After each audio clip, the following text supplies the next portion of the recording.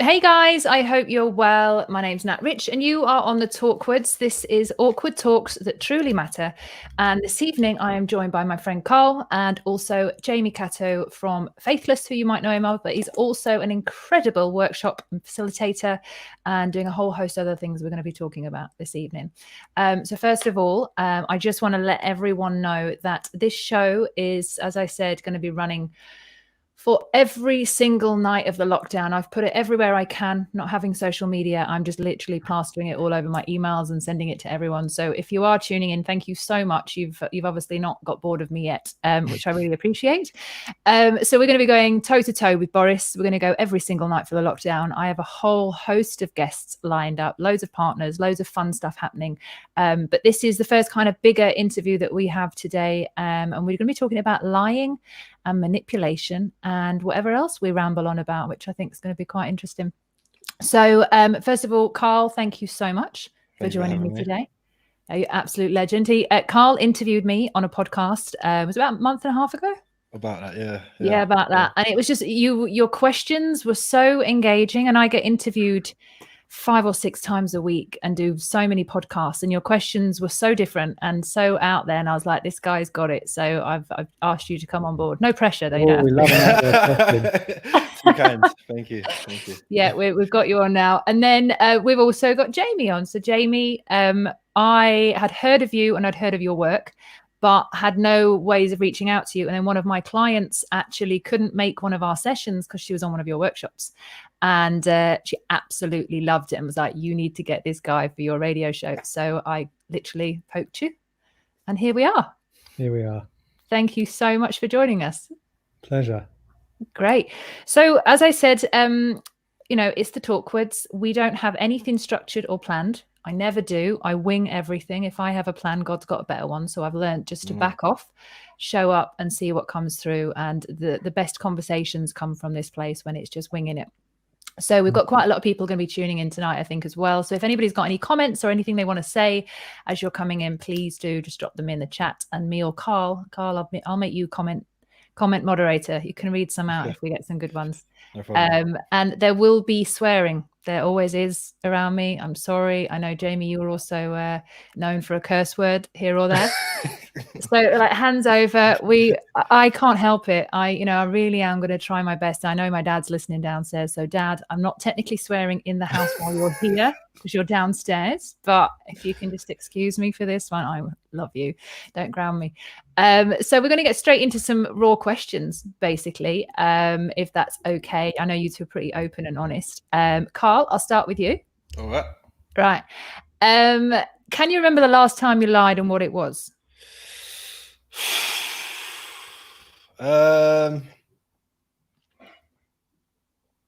Okay. Does omitting count? Yeah. Does that count? Yeah. Okay.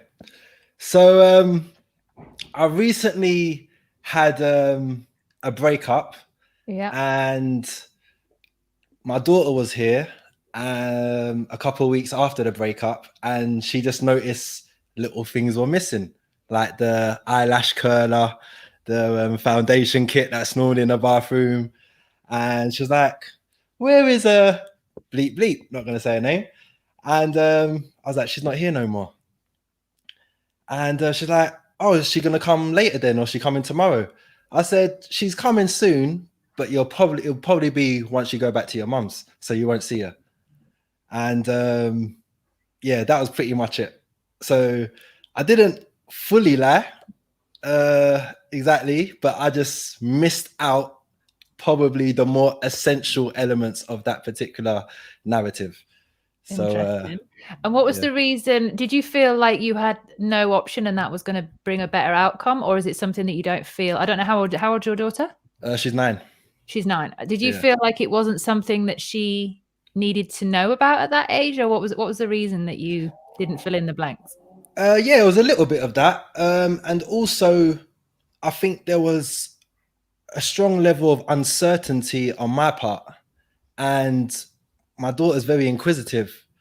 And I don't like shutting her down when she asks questions. So I knew if I told her something which was closely resembling to the reality that I was experiencing, it would be flourished with a lot more questions, which I wasn't prepared to answer, nor did I feel comfortable answering, because I was still in limbo myself, you know. And I guess by answering certain questions, it would almost make me have to admit certain things which I was inwardly avoiding, if that makes sense. That's a really articulate way of saying why you lied. I like it. What's your omitting, not lying, omitting. I take that back. Jamie, how do you? You're obviously good at assessing people and seeing what, you know, when people come up with things in front of you in your workshops and stuff. What are you thinking on this one?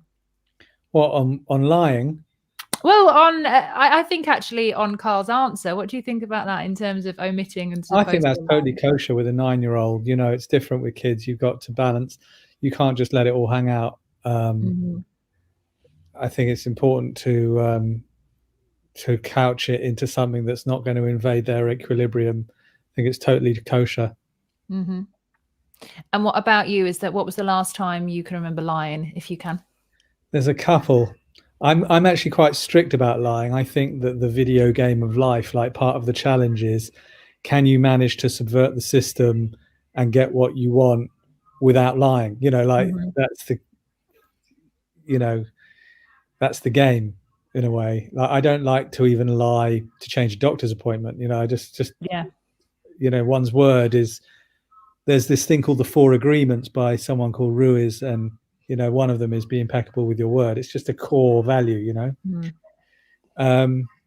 But yeah, a couple of times.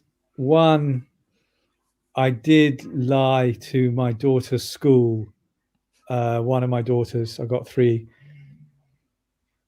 to spring her, basically. Just wanted to get her out of there and go and hang out together, and she needed it, and emotionally she needed a break, and the school don't kind of operate at that level. So I pretended she had a dentist appointment so that we could go and sit in a cafe for an hour. But I could really feel what a big deal it felt like to do that. You know what I mean? Like, even such a minor, tiny, pointless, you know, like, not like a harmful lie, but I still felt like I had to really, like, drop in to decide to do it, you know. And more recently, to try and get my girlfriend over from Australia, we lied in the application that we were getting married. Okay, that's a pretty big one, but that's obviously for a big reason as well. Yeah, we did, and they didn't say yes either. They didn't give her the travel exemption. It didn't work. Oh shit! So she's still in Australia at the moment? Yeah, savage. Oh, so that's no. We need to think of a better lie. That's what we need to come up with. Maybe we can have comments today. If anybody's got a better lie to actually get anybody out of Australia, that might work. Yeah. We'll go for that.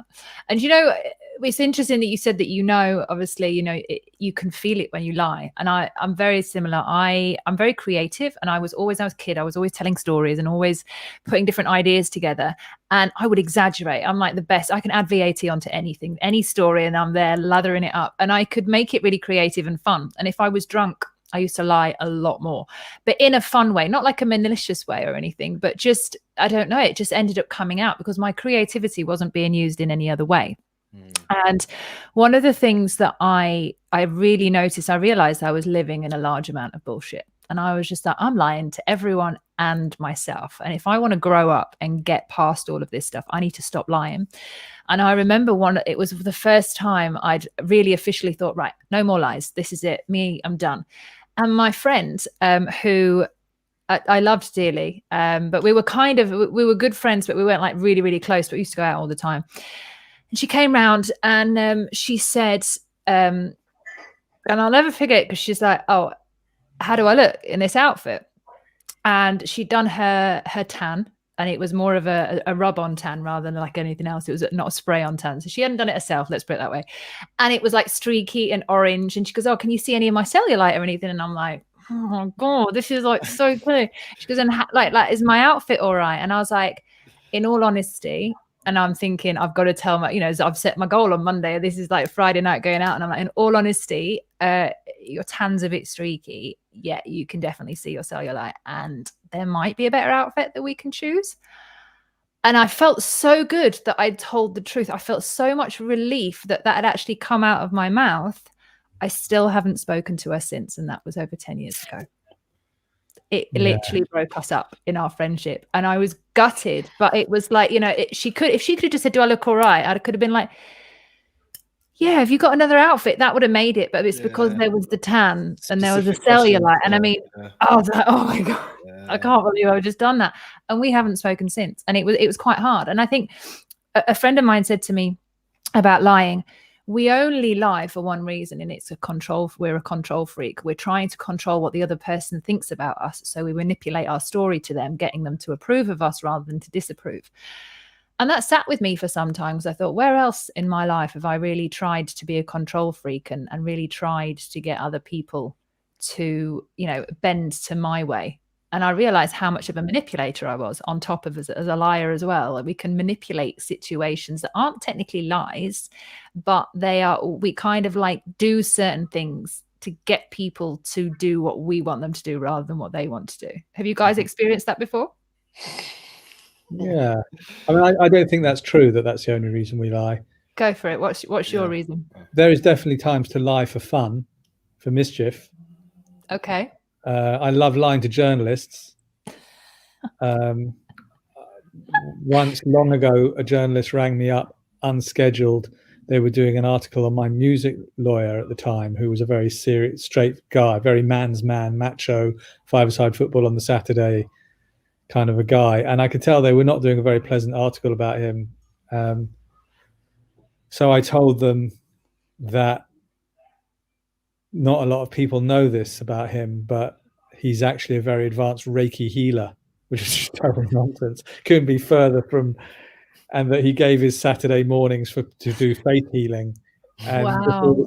Utter nonsense. You know, we used to, you know, also, I quite like it because a lot of my workshops, especially my teacher training, I've got a teacher training called Bring It, which is bring your unique flavor into the world. I think as a foolishness and mischief is a very big part of being a teacher and being messy, you know, not teaching from on high, like I know something, I'm going to bestow it on you. It's like the mischief and nonsense and popping the bubble of your own holiness is really important. So I often teach people to deliberately teach things they know aren't true, you know, like make up Sanskrit and, you know, just chuck in stuff that's clearly not true, just to sort of mix it up a bit. Yeah. So I think there's, you know, pranks, mischief. There's definitely a place for saying things that are not true, just to torment the children, if nothing else. Yeah.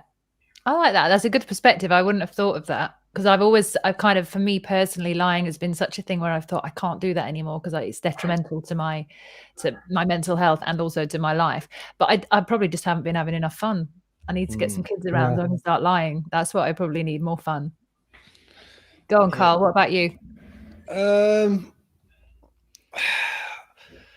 I think I heard about this story where there was like some police officer in Germany when he was investigating like a horrific murder of a child, and they caught a particular suspect, and he was just convinced that he did it, even though there was no proof of it. He was just absolutely convinced. So he lied in an interrogation to say that we've got evidence. And as a result, he ended up admitting, you know, that he confessed to the murder and so on and so forth.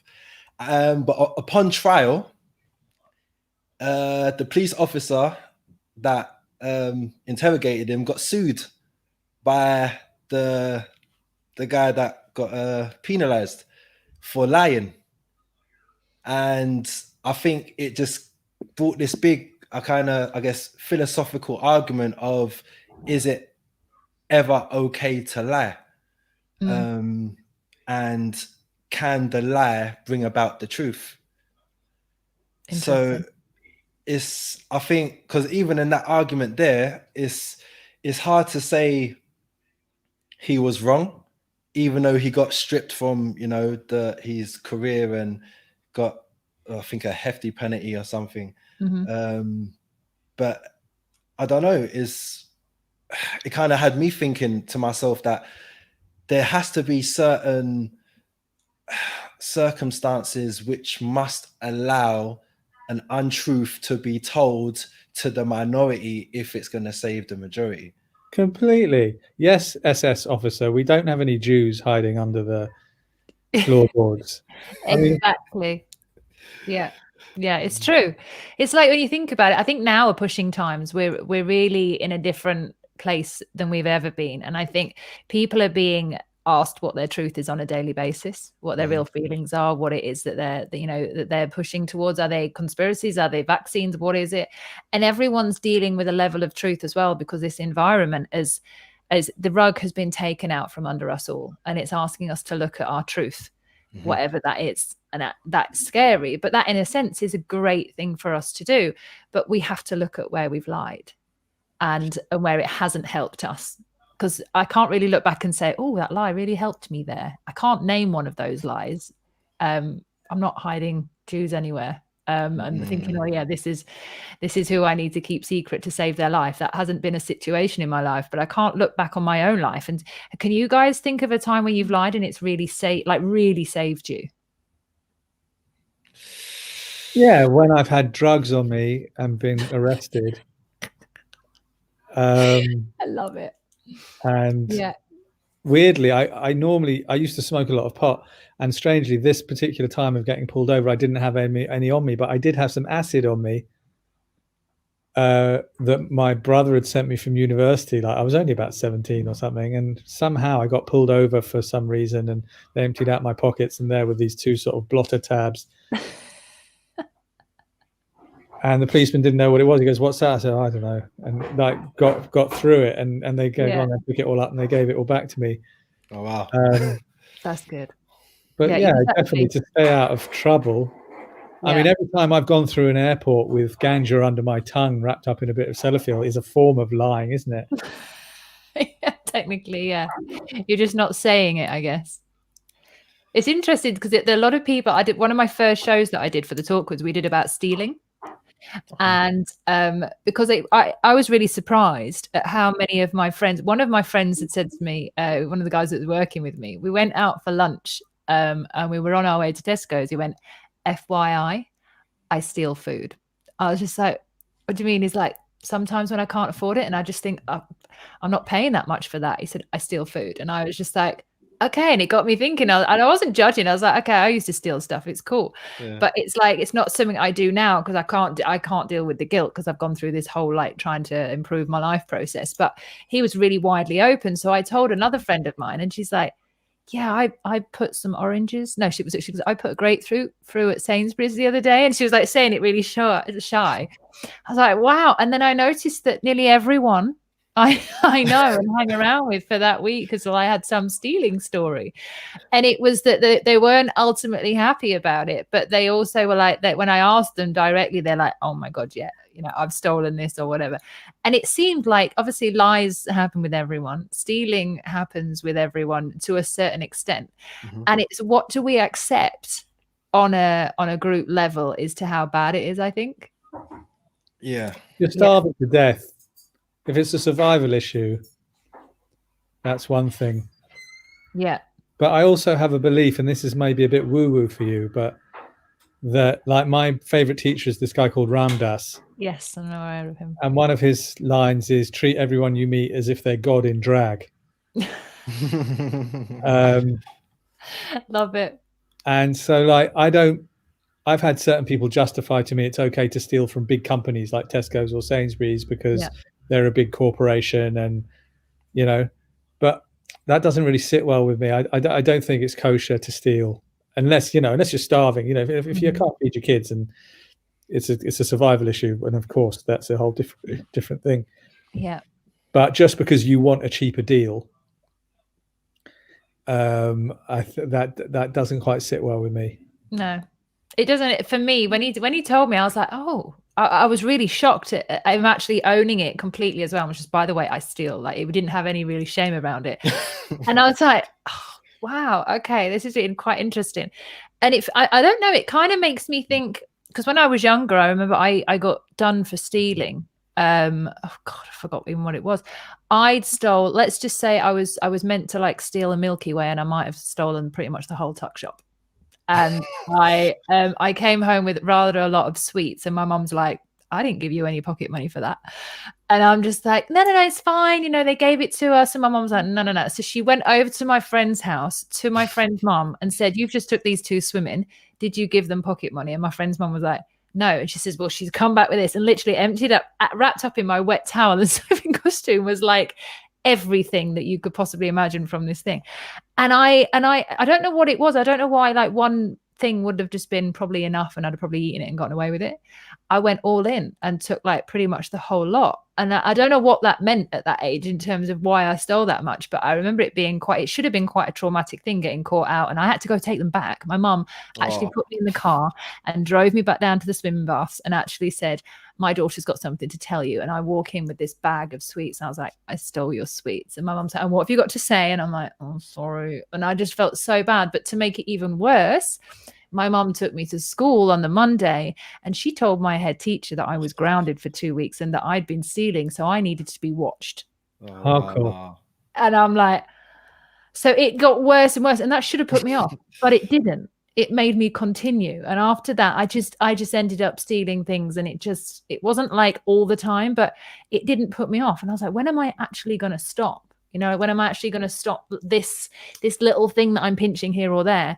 And it went in with a lie-in. I was like, I want to live a truthful life in as much of an expression as I can. There's obviously going to be things that I don't even know I'm lying about, you know, you just catch yourself out. But there's a real part, I think, the ownership of like, what point do you come to in your life when you really think, right, I have to make a change. I have to deal with something else now.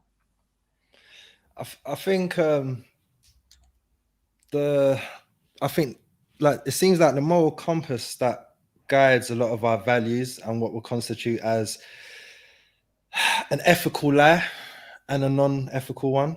It's like it just really depends like what book you're reading, you know.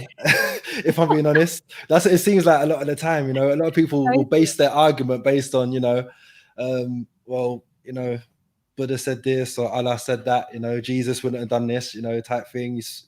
And it's like, I don't know. It's like, for example, Muhammad had more than one wife, but in another book, you're supposed to stay with one woman. So it's like, if I lie to my partner, I'm ultimately stealing her time, if that makes sense. I totally agree with that. Yeah. They go hand in hand. You know, and you're not stealing a Mars bar, something you can replace. That's someone's time. Yeah. They're never going to get that back, you know? And regardless of what book you read, time is something we're never getting back, you know? Yeah, keeping somebody enslaved to your comfort zone. Yes. Yeah. That's a really good way of putting it. You know, like I was once unfaithful to a girlfriend, and she was being so loving to me, and it was actually torture for me because I couldn't receive the love, because I knew, looking into her loving eyes, that if she knew the truth, she wouldn't be acting like that. So I was receiving the love under false pretenses, so I couldn't receive it. Yeah. So I had to fess up. That's a big one. And how, when you fessed up, like, was it an instant kind of fess up, or did it sit with you for some time? No, I fessed up within 10 minutes when I had that realization. Yeah. Yeah. But how long was it before you did the act until you had the realization? Was it a while or about a week? Because that's the bit. It's like coming home and delivering your truth. As I was saying last night on the cheating one, is that, you know, cheating is one thing. There's a number of reasons why people cheat, but it's what you do with that and what you do when you get home. It's, do you continue that lie? Do you allow that lie to get bigger? Because you always have to get more lies on top of more lies in order to cover the original one up. So it's this, it opens up who you truly are. So cheating's one thing, but then when you go home and you hide it, you become another person entirely. And that's a tricky space to be in. But if you're willing to deliver your truth, you've got to be willing to risk it all and lose it all. Yeah, it's worth it though. Yeah. Another fun on that note is in manipulation. And it's I do this workshop. The first workshop I ever used to do is bring your dream project into the world. It's called What About You? And one of the, I do a little list of things I wish I'd known when I started making movies and albums. And there's a long TED talk of different points of like, don't forget this, don't forget that. And one thing that I feel quite strongly about when you're making a project or you're being an entrepreneur or doing something is, at some point you're going to end up in the room with someone that's going to give you some funding or some resources. You're going to be in a meeting. And this is the opposite of what they'll probably teach you at Harvard Business School. But I have a rule of never pretend to someone you like them more than you do to get their money. Like, if you wouldn't have them in your treehouse, don't take their money. Yeah, totally. And it's quite a hard one to apply when they're about to give you 6 figures or more, Yeah. But it never ends well, taking money from people that you're schmoozing and manipulating. And it's always blown up in my face. Whenever I've taken money from someone I didn't really like, it always screwed up in the end. It becomes a manipulation. Like I've done a load of investment. Yeah, prostitution. You're prostituting them. Totally. Because it's like, if they knew how you felt about them, they wouldn't give you the money. So you're but also there's a side of, I've done a number of raises for different projects, and I have been in situations that have been really difficult for me because I was getting sciatica, my back was giving way. I knew that my finance was my problem. It could have solved so many problems for me. And I sat in a meeting, and one of the guys was talking, and he was talking about giving me money. And he was saying, okay, this needs to happen, this needs to happen, this needs. I'm like, yeah, okay. But there was so much, he was basically, and I ended up saying in the meeting, you need to stop putting your dick on the table because I'm not here. I haven't got a competition with you. Like, you're trying to control me by how much money you're going to give me, and you haven't given me any money yet. And I can already see that you want so much more from me than I can give you. And I'm thinking, as I'm saying this, because I'm trying to deliver my truth, at the same time, there's part of me going, I really need that money because it's going to change my life. And I had to literally say, I'm so sorry, this is a no. And he's like, what do you mean it's a no? I was like, it's a no. I can't do this. And he was so shocked that I did that. And he came back to me afterwards and said, no one's ever said no to me. And he's given out lots of money. So no one's ever said no to me. He's like, if you need anything, you come back to me. And the door became open because I was honest. But to say no, I was just like, because I knew that it would be a manipulation, because this guy wanted to be, oh yeah, I'm invested in her project. What else can I get? And it became an ego game. And I saw it and I called it. And I walked out that meeting. I remember shutting the door behind and being in the lift and looking at myself in the mirror being like, oh, fuck, because I really needed that money, but it was going to be a whole different story because I couldn't be truthful and deliver that because I didn't really like him at that time. And he knew that. He knew that I thought, you're going to encroach on, and I can't be told. I'm always one of these people that likes to make up her own mind. That would have become really messy, but especially with money. It's so difficult. And you're right with business, because you can't always deliver on time either with a business. So it gets really messy. Carl, have you got like, when I know you haven't done business essentially, as far as I'm aware, in what we're talking about, but have you got any times where you've like had money with mates and you've had like a scenario where you've kind of either borrowed or they've borrowed and you haven't given it back and there's been lying around it? Because that's quite a big talkword for a lot of people. Yeah, quite a few. I think one of the things that stand out in terms of money, so I don't really have had many. Okay, so there's once I did a move and quite a few years ago, where I want to get into the ins and outs of the move, but basically money was put into my account by somebody, and there was quite a few people involved, funny characters, and we all met up in the car park to discuss how we was going to get the money out. And it became problematic because they put more money in than they were supposed to. And once one of I think the people that was close to the bank realized how much was in it, all of a sudden there was arguing about the percentages, how to split it. And then they realized that the guy that put the money in there already knew how much was in the account in the first place. But because he lied about it, naturally, obviously, the guy wants a bigger cut now. And when I saw that unravel in front of my eyes, it was a big issue. I think this was in Manchester, and it became a big problem in the car park on that day. In the car park. I don't know where this story's going. I'm like, what happened and what were you doing? But I probably don't want to know that. As but ultimately, it just the joke is no one ended up getting the money.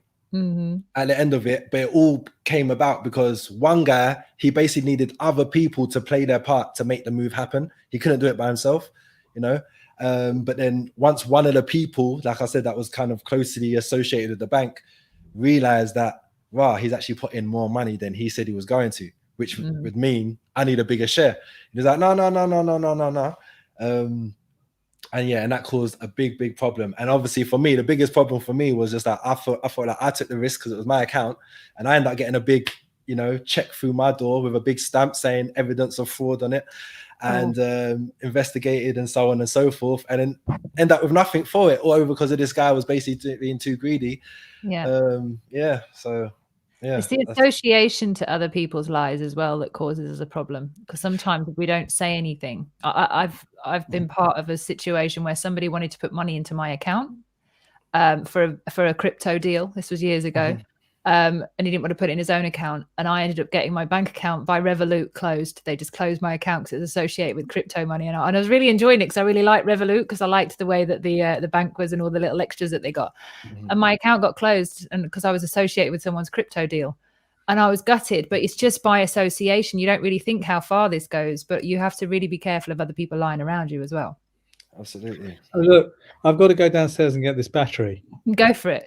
But I want to leave you guys playing a game. Go for it. Do it. You want to go for it? Yeah. Go for it. It takes about 10 minutes, the game. So right. You don't have to play all of it. The idea is, it's from my workshop called What About Us, which is an intimacy workshop. Okay. And we discuss on the workshop the different places in our culture where we have legitimized lying or deception. And the two biggest areas we focus on where we have legitimized lying in our culture are job interviews and first dates. You're not expected to be totally exactly honestly yourself in your job interview. You're tarting yourself up and you're bringing the shop window, and the same in a first date. Can you imagine if you actually brought you to the first date instead of the sales representative that you're trying to sell? You bring the rep. Exactly. You bring the brochure. And I won't be any trouble. All those people out there, they're so into drama, aren't they? Aren't you so over drama? So I quote the wonderful actress and philosopher Lily Tomlin, who says, never marry anyone until first you've had lunch with their ex-wife. Because, you present this thing and then 6 months later they see you shouting at some poor hotel receptionist or whatever, and they're like, this is not who I fell in love with. And it's like, no, of course not. You fell in love with the brochure, So I want to live in a world where we normalize something quite different. So we got this game, this first date game. So I want you, Nat and Carl, to have a little simulated first date. Cool. It's a very, very simple process, and I'll just leave you doing it while I run down and get the plug. Okay. Right. You're going to leave us to it. Person A says to person B, I find you very attractive. I really think this could go somewhere. Before we go any further, I have to warn you. And then you share with them the last thing you would ever share on a first date about what a fucking total basket case you are in relationship, what a total liability you are. I love this. Okay. And then person B says to person A, oh, what do you need when that happens? And you talk about it for a minute. Okay. And then you swap sides, and person B says to person A, I find you very attractive. I really think this could go somewhere. But before we go any further, I've got to tell you. And then the person B shares the last thing they would ever share about themselves in relationship, what a liability and basket case they are, and why they should warn you about what you're going to discover within 6 months. And then person A says to person B, oh, what do you need when that happens? And you talk about it for a minute. Can you think you can remember that? Yeah, I've written it down. All right, go for it. It's a shame I'm going to miss this. I'm going to really run so that I can get the plug. Go for it. I feel this is going to be good. Interesting. Go for it, guys. Absolutely. Right. Do you want to go first, or do you want me to go first? After you. Okay, I knew you were going to fucker. Right. Okay. Okay. Oh God, I'm trying to think what I can actually share with you. I'm just going to do it fly. I'm trying to think. Okay. I find you very attractive. I think this could go somewhere. I have to tell you I have been known to go down someone's phone when they're sleeping to check if they were cheating on me. Okay. Can you tell me a bit more about that? Yeah, I'm not happy about it. I'm embarrassed. Yeah, I've got a ridiculous intuition, and I'm also psychic, and I guess a lot of stuff because I'm really good at human behavior. So I get a little bit detective-y, and it's not a good trait, but it's something I'm working on, and I'm trying to improve. But she may come out. Wow. Yeah. Thank you for the disclaimer. You'll go. Okay. I find you really attractive, Nat. Thank you. And I really see a lot of potential in the energy that we have between us. But before we can flourish any further, I feel like I need to share some things with you. Go for it. I have this habit of starting things and not completing them. And it's one of the reasons why I am 34 and still haven't accomplished or done half the things that I already know is in me to do. And I think because of that, I sometimes have low moments. So occasionally I might be around you and we could be just having a good time. Then all of a sudden I'll just totally withdraw. And I'm literally just I just had a moment where life's mirror just got thrown in front of my face and I'm looking at myself. I'm not happy with what I see. And I kind of have those moments from time to time. So, yeah. A bit vulnerable there, but yeah. No, it's totally go into that a little bit more. I forgot what it is I'm exactly meant to say because I was so engrossed with that. You say, what do you need when that kicks in? What do you need? That's it. Oh, I didn't say that to you, but we can do that after. What do you need? Okay. What do I need? From me. Just you. Oh, thanks. What would you need to help for me to help you with that? What would you need? Probably an accountability partner. I've always kind of just been my own best friend, and you know, friends let you down.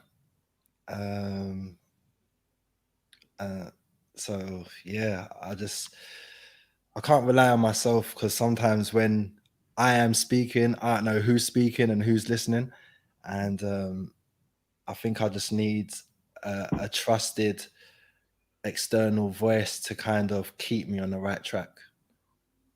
Oh, that's you, Nat. Thanks. That's so sweet. I like this game, Jamie. I love this. Normally do it 3 times each, but you know, we have to do it. We can do it. I actually forgot to say what I needed. So Jamie, I actually said that one of my things is I have been known to become a detective and snoop on someone's phone because I'm so intuitive and quite I look at human behavior, I pick up on stuff. And you've got abandonment issues. Pardon? And you've got massive abandonment issues. Yeah, exactly. And I have been like dropped so many times. So I think somebody's going to run out of the door and they're going to leave, and then they do, and then I'm like, told you. So I get into that. Like, I try and solve it before it actually happens, which fucks things up all the time. What do you need when you get into that crazy space? Say that again, Jamie. When you start getting para and start feeling you have to snoop, what do you need? What would help you? Reassurance. I need a soft conversation about my vulnerability and about how I feel, rather than anger and violence, which is what I've had in the past. I've had like really abusive relationships, so I would need an actual conversation as opposed to a reaction. I'd need an adult conversation about that. In regards to what you're feeling insecure about. Yeah, and it's like something to hold space without sounding like a bit wankery, but I'd need someone to hold space for me to have that conversation without them going, see ya. Because I know that in that space, obviously because I feel vulnerable, my old patterns come out of like, my mum was an army sergeant. I try and take control of the situation. So I get really authoritative, which becomes loud and quite intense. So my energy becomes really overbearing. And I can know that I actually become quite scary. and I don't want to be threatening to someone, but she comes out and she's like, and that's who you're dealing with in that moment, which is awful. But she's like first one out the gate, which doesn't help for communication purposes. And that's why people run, I think. Yeah, it becomes confrontational quickly, isn't it? Yeah, totally. Yeah, I like this go. I want to do it again. Go on then. Okay. Was it me or you? Was it I asking you? I think you went first and I went second. So you can go. You can go. Okay. I find you very attractive, and I definitely think this could go somewhere. And the thing you need to know about me before this is that I was in love with someone. Okay. For a very long time. And it didn't go where I wanted it to go. And it ripped my heart out. And I love doing stuff like this because I feel like I'm really emotional. But it killed me because I didn't feel like I was enough. And I know I am enough. Sometimes I get really doubtful and then I pull away. So I'll get close and I'll think this person can't like me. So I run. And then I close down and then I date someone else really quickly. Because the best way to get over someone is to get under someone, which is a shit sentence that I've been telling myself for ages. But yeah, so I run. Okay. So what can I do to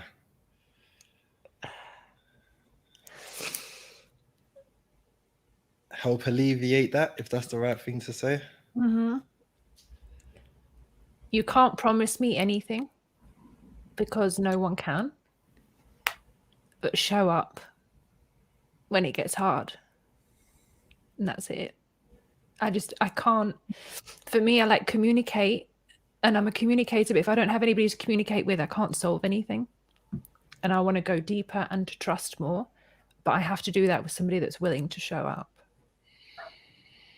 And that's really difficult when the other person ghosts you or blocks you or says, see you later. So yeah. God, this is good. Well done, Jamie. It's a great game. It's absolutely great. I want to play it like loads, but well, every real couple who are on a first date should play it, and then you actually get much more intimate than giving them the brochure. Absolutely. Yeah. And that was like, even just saying it, allowing myself to cry. Like I cried all the time. I've cried on stage. I've cried in front of people. It like when it comes, it comes. I can't control it. But this feels so beautiful because it feels like I'm being heard. Mm-hmm. Like, which is great, which is like actually fulfilling in itself. Okay, so my second one to you is I find you very attractive, Carl. And I definitely think this could go somewhere. No, that's you. That's me. So you just done your second one. Oh, we don't go for a third go. No. You're just trying to get a hug at it. Yeah, yours. I'm having a drink and I'm keeping quiet. Okay. So Nat, I find you extremely attractive, especially seeing you in your vulnerabilities. I can really see something resonating with my energy and yours. However, I genuinely feel like I need to tell you something about myself before this goes any further. I have temper tantrums, to say the least. It's definitely better than it was once upon a time. However, when I feel like I've let myself down or let people down around me, I kind of withdraw and I grasp towards any distraction that I can. And generally, whilst I'm in that state of thinking, I'm very irritable. And things get to me very, very quickly. I'm normally pretty vocal with it, as in to say, anyone that's close around me, I can tell when I'm in that space, and I will vocalize it. I'll say, I'm in this space. You need to leave me alone for a couple of hours so I can just vent in my own way, and then I'll come back, you know. But that is definitely something about me where every so often, could be just out of the blue, could be having a good time, and out of nowhere, I would just be like, I need to leave the bar for an hour. You know, and just step outside, honestly, and just go for a walk, and then I'll be back. And when I'll be back, you wouldn't even know, you know, any different, you know. But I would need that space, you know. But just know it's not you. Okay, it's not you. Wow, I was going to ask you what you needed, but you already answered. But the bit you just said that I think which misses, like most people miss, is telling the other person that it's not them. That's really good to hear. Like when you hear that from someone, and you think, oh God, it's not me. Because, you know, think, oh, what did I do? Where did, you know, why did I go wrong? Or you go into that ego game and that mind game of like, how could I have changed this? Or women like to fix things, don't we? Like, how do I fix it? But that is to hear that, you know, it's not you. That changes everything for me. About to say, that must be a very personalized thing, because it hasn't worked in the past, even when I say that. Yeah, even when I say that. Do you say that before you run or when you get back? Because at a different time, I think would be different. Yeah, timing is important. No, it is genuinely before. Yeah, it wouldn't always have been when I was younger, but as I've gotten older, I've regulated myself a lot quicker. I can recognize the feelings before it manifests outwardly. So I would generally give the heads up, like, you know what, I need to go on the roof for a little while, because we've got some benches on the roof, and I was like, I just need to go in there for a little while. And obviously, once the relationship matures, my partner just knows what that means, you know. And sometimes she might even be aware of what the trigger was. You know, we might have both been watching something, and she already knew that it was gonna, you know, trigger something in me. So yeah, timing is important. Definitely. This needs to be done everywhere, Jamie. How do we get you out there? How do we get you to every single relationship on the planet? What do we need to do? I'm very expensive. I'm easy to find. If you come to my website, I think What About Us, there's one coming up where we play this game. It might be for Australia timing, but that fits with English timing. Yeah, because it's the morning and the evening. But yeah, no, it's a great game, and people fall in love playing this game. Yeah, because holding each other in each other's vulnerability is one of the cornerstones of true love. Doesn't happen very often. Well, depends which circles you move in. Yeah, well, the ones that I've moved in, falling in love through intimacy is not until like you start going into the more spiritual circles, then yes, but in everyday life.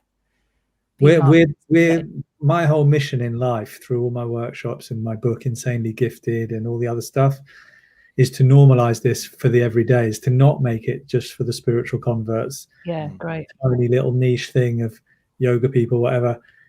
I don't want to do all this kind of intimacy and authenticity just for a tiny group of people. I want to normalize the way that we've all been with each other throughout this chat, not just in the game, but just how we've been throughout the chat. I want to, as I know you do, Nat, I want us to normalize this. It freaks me out that we have to have a special live stream to chat about this. Right. You know, I have to name it as awkward. It should just be considered awkward. Awkward.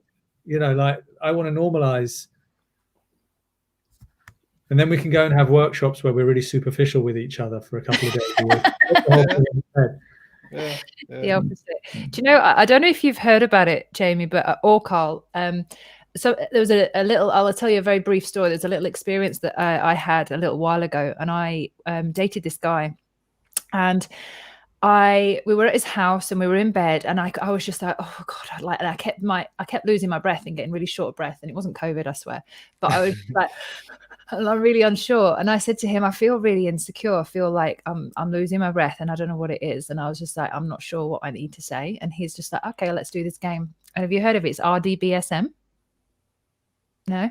So basically you basically say, it says RDBSM. So he said, we're going to talk about R stands for relationships, and we're both going to say what our relationship status is, and we're going to say what we're looking for.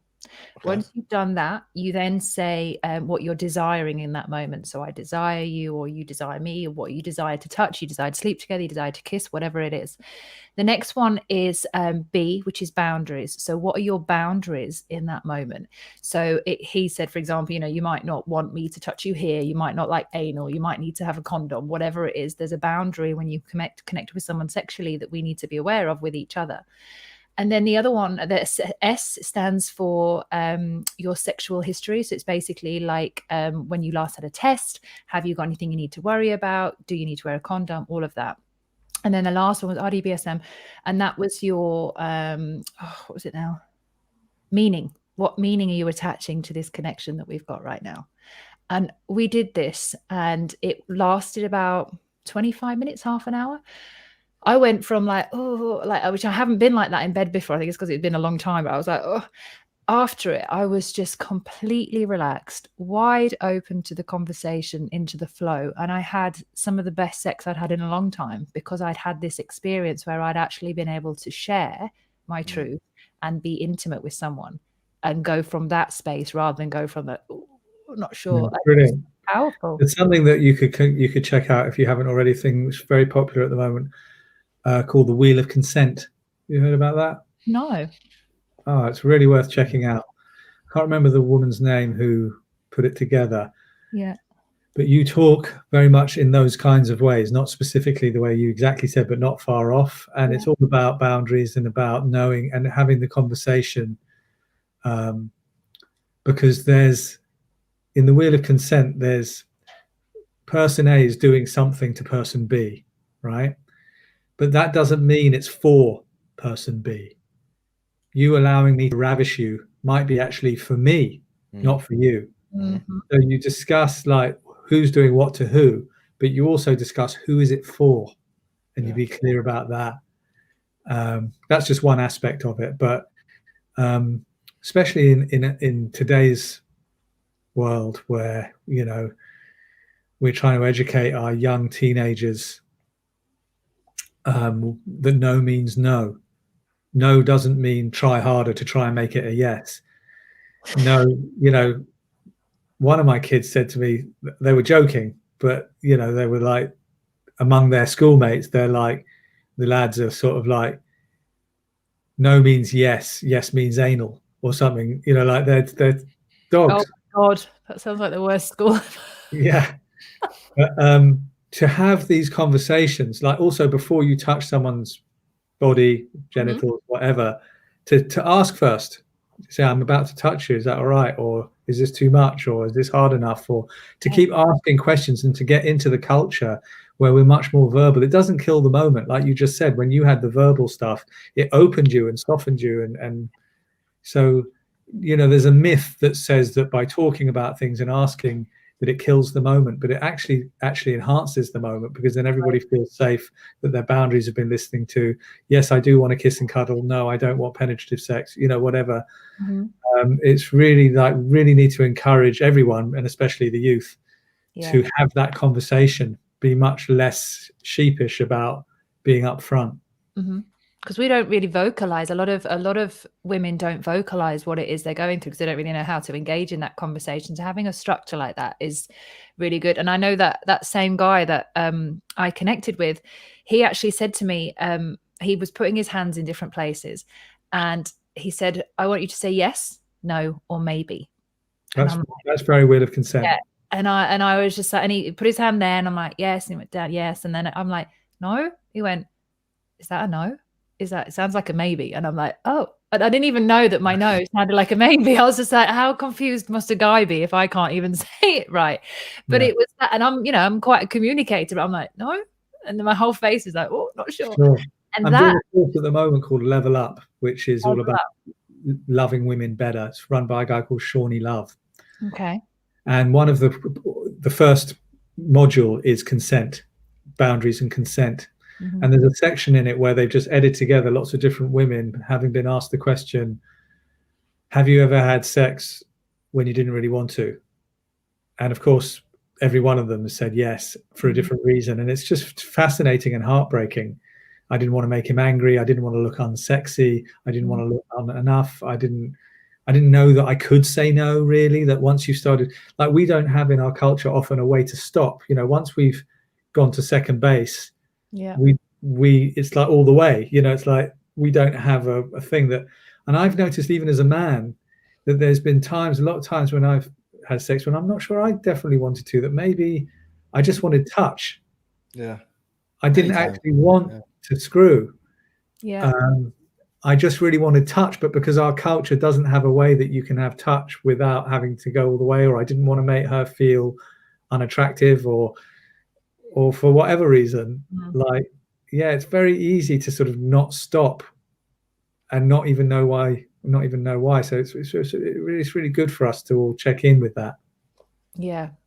I think for me, after, I like to say I'm 26 for life, but I think people know how old I really am. And in all my years, to only just have that experience with someone a short while ago, game changed everything for me. But I didn't talk about it too much with him afterwards, and it didn't really become anything. But it was moved so much in me. It made me, and I've done loads of podcasts since, and they've all ended up on this subject, and I think I've shared it quite a lot. But to be of my age and to not realize that I was even communicating wrongly, and it's not always about the other person. I think this is really important, is that we have so much blame in our culture, and we blame the other people rather than taking the responsibility of what's happening in that moment and actually saying that we could have changed something or we could have done something different. And having the responsibility and having the power to be able to change that and actually say, no, I want to express how I really feel. That's huge. And if we're doing it from both sides, that's progress. But we've never been taught how to speak in that way. We've never been taught that. So the work that you're doing, and the Wheel of Consent and the RDBSM, which I think comes from one of the Tantra circles in London, this is powerful work, and it's needed everywhere. And to normalize it, like you say, Jamie, you do talk about it in such a normal way, and it's like having a talk in the pub. It's not like I'm chatting to someone super spiritual and now I need to go off and do my yoni practice, and you're just like, it's not about that. It's just about being real. Yeah, exactly. And everybody, just by us embodying as teachers and as influencers, just by us embodying a no big deal attitude, we become walking permission slips for everyone. The moment you share a bit of your own vulnerability, it gives permission to everyone else to go, oh, I don't feel like such a freak now. Oh yeah, I once blah blah blah. And that's how we heal the world, is by our own embodiment. Yeah, totally. Carla, you look like you got something to say. You did anyway. I don't know if it's gone. No, I was just going to say that, well, two things actually. One of the things was in regards to what you said earlier in terms of this, during this whole period, it, I guess, forcing people to look inwards and, I guess, project themselves into a better version of themselves. But not everyone, I think for some, obviously a lot of people actually, it's probably had the opposite effect, because a lot of us are living our lives lying to ourselves, and we don't want to see ourselves. If you remember, like the Lion King, when is it the bamboo? I can't remember his name. When he kind of shows not Mufasa, Simba, his reflection, and says, "This is who you are," type thing. I think some people during this whole period, this pandemic, has looked at it and embraced that reflection, and then other people would rather just shake the water to keep the ripples going, so that it's as filled with the distractions. Because for a lot of people, even a lot of marriages and things are broken up because the distraction of work and the rat race or whatever has allowed this lie to perpetuate, where it's not a conscious lie, it's just that I don't spend enough time with you to know that I'm not in love with you anymore. Oh, yeah. But the moment I no longer have the distraction of work and taking the children to school or whatever it is, now the thing that we probably wanted at the beginning, now it's time for that happen. I've grown since then. You've grown since then. We've changed since then, but we've only realized how much we've changed, in the silence. Yeah, literally. Yeah. So yeah, man. And the other thing I was going to say in regards to what Jamie was saying I think it's a beautiful thing that we're able to make these conversations less taboo and more open, to the point where, like you said, the more superficial ones become almost a taboo. You know, Yeah. like, you want to talk about EastEnders, yeah, okay, kind of thing. Like that would be more of a, you know, but it's obviously, we know where it comes from, because in school there's not a single subject really where they're teaching you about yourself. You're constantly, every subject is learning about a criteria to fit a particular role in the corporate world in some way, shape, or form. You know, you're never not really taught really to kind of like really how to express yourself fully. You know, I think, I don't know if it's in the Scandinavian countries where they don't start giving children exams until like 9 or 10, and they don't put them in sets, you know, till they're older, because they understand the importance of play, of socializing, because they're only going to find themselves through other people. But if we're seeing ourselves through success or through GCSEs or whatever, then you're always chasing the next thing, and the next thing you're chasing is always outside of you. And you know, right now there's nothing for us to chase other than just to be still. No, you're right. You know, and even myself, I've struggled to sit still, like, and actually be still, because the moment my mind starts entering realms which I feel uncomfortable in, I start looking at how can I distract myself, you know. And it's only now I'm becoming more conscious of that. And for the people that aren't conscious of it, they need Jamie's workshops, you know, whether they can afford it or not, I don't know, but you know, they need cheap. Yeah, they're good. You know, they need something like that, you know. A big cornerstone of it as well, I just want to say before I shoot off, have food, which is a big turning point for a lot of people. So I just sort of leave you to all the listeners, everyone, to just ask yourselves this question. You know, we live in such a comfort addicted culture that we're taught to never feel any uncomfortable feelings. We think when we feel something edgy or uncomfortable, something's wrong. And that's just not true. Life is full of pleasure and pain and edge. And if you think you can only cherry pick the nice bits and always let the dirty dishes mount up on the yucky bits, you're eventually going to have a breakdown. By the time you're in your late 30s or 40s, whatever, you'll have a breakdown, an illness, a bankruptcy, or a divorce. So the great turning point for doing the kind of stuff we're talking about is, well, there's two really. One is being willing to feel your uncomfortable feelings. Don't take it as read that when something feels edgy, it means something's wrong and we need to get rid of it, run to Facebook, run to the fridge. If you can really honestly say as a human, I am willing to be curious about my uncomfortable feelings and listen to them. It's a listening rather than a solving. And go inwards, like Carl was saying, like if you're willing to be and listen to what's going on inside and be curious and welcoming rather than trying to get rid of something, it's a total game changer of life to switch from getting rid of it to being curious and welcoming about it. It's a total U-turn. But the moment you be curious and welcoming to the edgy feelings, they become messengers of all kinds of ways you can look after yourself, of your boundaries, of things that you need to let go of, or things you need to heal. Or so to cultivate a willingness to feel, I am a human. Can you say it? I'm a human who is willing to feel some of my uncomfortable feelings. If you can say that and it be true, that's half the battle. Totally. I love that. And it's so, there's not one part of that I would disagree with. And, you know, coming from personal experience, I've figured out that there was a feeling and it had a beginning, a middle, and an end. All of them do. And if you're willing to start, because they start without you anyway, if you can sit in it and then it will end at some point, you just have to flow with that. And it's so what you do, all the work that you do, Jamie, you know, I've been stalking you last week before we had this chat.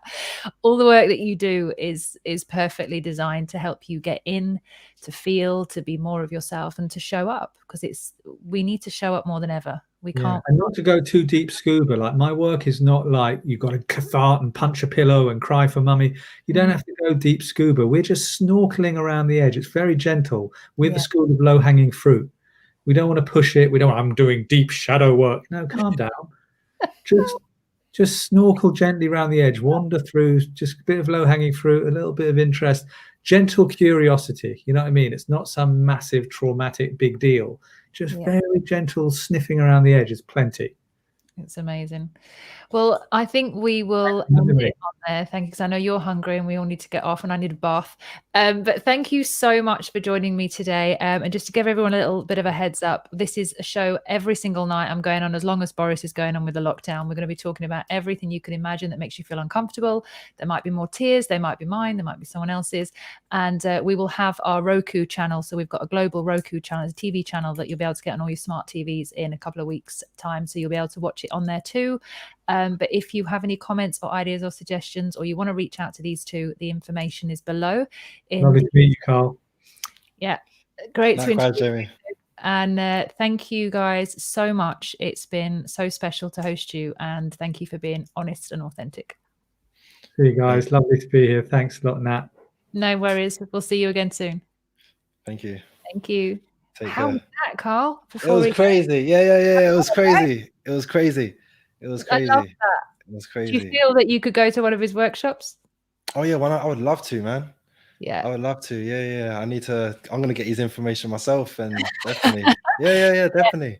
He's really good. And you know what? Thank you so much for coming on as well. I know we've had ours as an audio chat. This is the first time we've actually seen each other face to face as well. I know. Yeah. Audio chat before, wasn't it? Yeah. No, we did see each other. I think it was a bit blurry. The quality wasn't as good. We kind of saw each other. I'm not sure. We had so Carl interviewed me for one of the podcasts, and it was amazing. I should put that underneath there. Actually, that I'm going to go back and put that underneath there so people can listen to it. It was a really good one.